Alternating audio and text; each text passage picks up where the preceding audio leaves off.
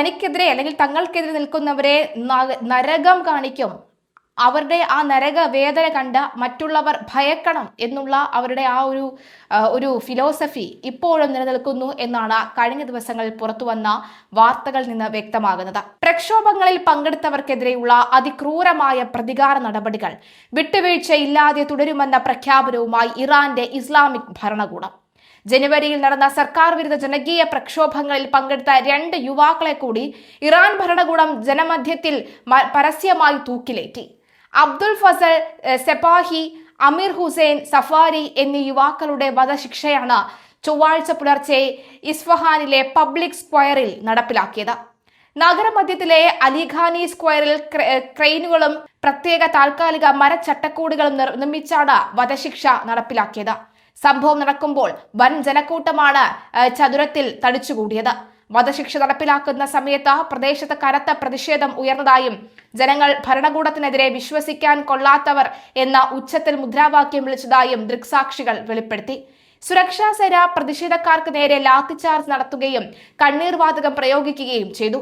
ജനുവരി 8-ന് ഇസ്ഫഹാനിൽ നടന്ന പ്രതിഷേധത്തിനിടെ സുരക്ഷാ ഉദ്യോഗസ്ഥരെ മാരകായുധങ്ങൾ ഉപയോഗിച്ച് ആക്രമിച്ചു, തീവെച്ചു കൊലപ്പെടുത്താൻ ശ്രമിച്ചു, പൊതുമുതൽ നശിപ്പിച്ചു തുടങ്ങിയ കുറ്റങ്ങൾ ചുമത്തിയാണ് ജുഡീഷ്യറിയുടെ ഔദ്യോഗിക വെബ്സൈറ്റായ മീസാൻ ഓൺലൈൻ വധശിക്ഷ സ്ഥിരീകരിച്ചത്.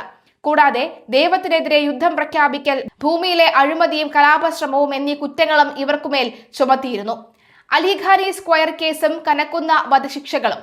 ജനുവരിയിലെ വിപ്ലവാത്മക പ്രതിഷേധവുമായി ബന്ധപ്പെട്ട് അലിഖാനി സ്ക്വയർ കേസ് എന്ന പേരിൽ 12 യുവാക്കൾക്കെതിരെയാണ് ഇറാൻ വിപ്ലവ കോടതി വധശിക്ഷ വിധിച്ചിരിക്കുന്നത്. ഇതിൽ 2 പേരായ ഗോൽ മുഹമ്മദി, ഇർഫാൻ എഫ്സരി എന്നിവരെ ജൂലൈ 19-ന് തൂക്കിലേറ്റിയിരുന്നു.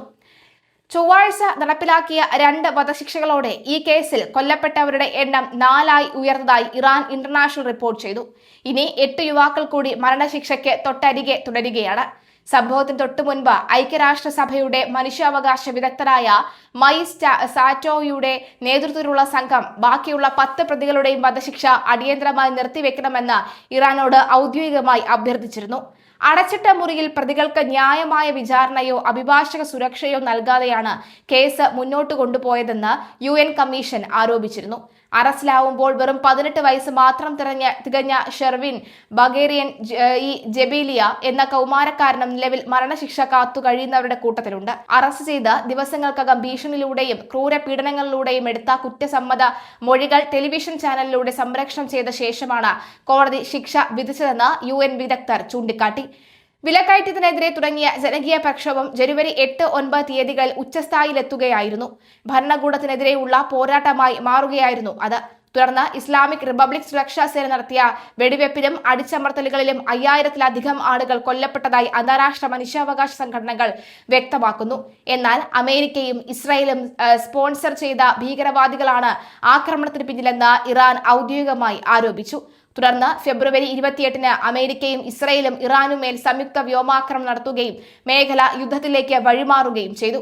വിദേശ ആക്രമണത്തിന്റെ പശ്ചാത്തലത്തിൽ ആഭ്യന്തരമായി ശക്തമായ നോട്ടീസ് അയച്ച ഇറാൻ ഭരണകൂടം ആയിരക്കണക്കിന് പ്രക്ഷോഭകരെ അറസ്റ്റ് ചെയ്യുകയും വിചാരണ നടത്തുകയും ചെയ്തു വരികയാണ്. പ്രക്ഷോഭത്തിൽ ഭയം സൃഷ്ടിച്ച് ശബ്ദമുയർത്തുന്നതിനെ തുടർന്നാണ് പൊതുസ്ഥലങ്ങളിൽ പബ്ലിക് ഹാങ്ങിംഗ് തന്ത്രം ഇറാൻ പയറ്റുന്നത്. പശ്ചിമേഷ്യയിൽ യുദ്ധമേഖല കൂടുതൽ കറുത്തിരുന്നതിനിടയിൽ ഇസ്രായേൽ പ്രധാനമന്ത്രി ബെഞ്ചമിൻ നെതന്യാഹുവിനെയും ഇറാനെയും ഒരുപോലെ സമ്മർദ്ദത്തിലാക്കി അമേരിക്കൻ പ്രസിഡന്റ് ട്രംപ് രംഗത്ത് വന്നു എന്ന വാർത്ത കൂടി വ്യക്തമാകുന്നു. ഇസ്രായേൽ പ്രധാനമന്ത്രി ബെഞ്ചമിൻ നെതന്യാഹുവിനെയും ഇറാനെയും ഒരുപോലെ സമ്മർദ്ദത്തിലാക്കി അമേരിക്കൻ പ്രസിഡന്റ് ട്രംപ്. ഞാൻ പ്രസിഡന്റ് ആയിരുന്നില്ലെങ്കിൽ ഇന്ന് ഇസ്രായേൽ എന്നൊരു രാജ്യം തന്നെ ഉണ്ടാകുമായിരുന്നില്ല എന്ന ട്രംപിന്റെ അതിതീവ്രമായ അവകാശവാദവും ഇറാന്റെ ഏറ്റവും സുരക്ഷിതമായ ഭഗീരഥ നേട്ടമെന്ന് വിശേഷിപ്പിക്കപ്പെടുന്ന പിക്കാക്സസ് ആണവ കേന്ദ്രം തകർക്കുമെന്ന പരസ്യ മുന്നറിയിപ്പും ആഗോള നയതന്ത്ര തലത്തിൽ വലിയ ചലനങ്ങളാണ് സൃഷ്ടിക്കുന്നത്. ഫെബ്രുവരിയിൽ തുടക്കമിട്ട യുദ്ധം 5-ാം മാസത്തിലേക്ക് കടക്കുമ്പോൾ സഖ്യകക്ഷിയായ ഇസ്രായേലുമായുള്ള അഭിപ്രായ വ്യത്യാസങ്ങൾ പരസ്യമാക്കുകയും ട്രംപ് മടി കാണിക്കുന്നില്ല എന്നത് അമേരിക്കൻ വിദേശ നയത്തിലെ വലിയൊരു വഴിത്തിരിവായി മാറിയിരിക്കുകയാണ്. ഫോക്സ് ന്യൂസിന്റെ ഫോക്കസ് ആൻഡ് ഫ്രണ്ട്സ് പരിപാടിയിൽ നൽകിയ അരമണിക്കൂർ നീണ്ട അഭിമുഖത്തിലാണ് ട്രംപ് ഇസ്രായേലിന്റെ നിലനിൽപ്പ് തന്നെ തന്റെ ഭരണ തുടർച്ച ഉൽപ്പന്നമാണ് എന്ന വാദമുയർത്തിയത്. 2024-ലെ തെരഞ്ഞെടുപ്പ് ഫലം മറിച്ചായിരുന്നുവെങ്കിൽ ഇറാന്റെ ആണവാക്രമണത്തിൽ ഇസ്രായേൽ ഭൂപടത്തിൽ നിന്ന് തുടച്ചു നീക്കപ്പെടുമായിരുന്നു എന്ന് ട്രംപ് സ്ഥാപിക്കാൻ ശ്രമിച്ചു. ഇസ്രായേൽ സ്വയം പ്രതിരോധ ശേഷിയുള്ള രാഷ്ട്രമാണ് എന്ന ടെൽ അവീവിന്റെ പരമ്പരാഗത നയതന്ത്ര അവകാശവാദങ്ങളുടെ അടിത്തറ ഇളക്കുന്നതായിരുന്നു അമേരിക്കൻ പ്രസിഡന്റിന്റെ ഈ തുറന്നുപറച്ചിൽ. എന്തായാലും നിലവിലെ സാഹചര്യത്തിൽ ഇതിനു പുറമെ നയതന്ത്രപരമായ രഹസ്യങ്ങൾ മാധ്യമങ്ങളിലൂടെ പരസ്യപ്പെടുത്തുന്ന നെതന്യാഹുവിന്റെ രീതിയെയും മാധ്യമങ്ങളിലൂടെ പരസ്യപ്പെടുത്തുന്ന ട്രംപ് കടുപ്പത്തിൽ വിമർശിച്ചു.